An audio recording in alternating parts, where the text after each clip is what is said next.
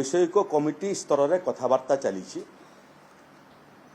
ଯେମିତି ମହାନଦୀ ଯେଉଁଟା ପ୍ରକୃତି ଦେଇଛି ତାର ମୋଟାମୋଟି 50% ଛତିଶଗଡ଼ ରାଜ୍ୟରେ ଅଛି, ଯେଉଁଠୁ ମହାନଦୀ ବାହାରିଛି, ଏବଂ 50% ଓଡ଼ିଶା ପଟରେ ଅଛି, ଯେଉଁଠି ମହାନଦୀ ହୀରାକୁଦରୁ ସମ୍ବଲପୁର ବାହାରିକରି ପୁଣି ସମୁଦ୍ରରେ ମିଶିଛି।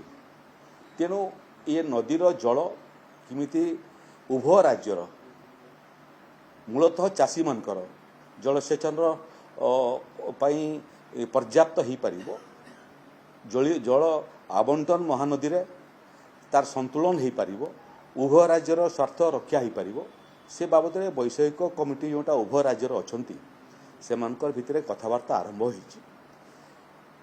ଓଡ଼ିଶା ସରକାର ଗୋଟେ ମନ୍ତ୍ରୀ ସ୍ତରୀୟ କମିଟି ମଧ୍ୟ କରିଛନ୍ତି ଏବଂ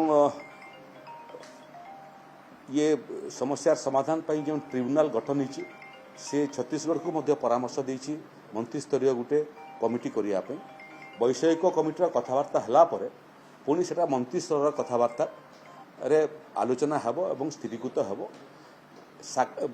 बहुत दिन पर बीजेपी सरकार हला पर ओडिशा रे ट्रिब्यूनाल रे मध्य ये केसटा रो काम त्वरान्वित होईची एवं स्वयं निजे एडवोकेट जनरल ओडिशार तार मंग धरी ओडिशार पक्ष ट्रिब्यूनाल उपस्थापना करने ए भितर 6-7टा तारीख है जो शुणाणी कार्य जोटा बंद प्राय पड़ा एवं शुणाणी आरंभ है।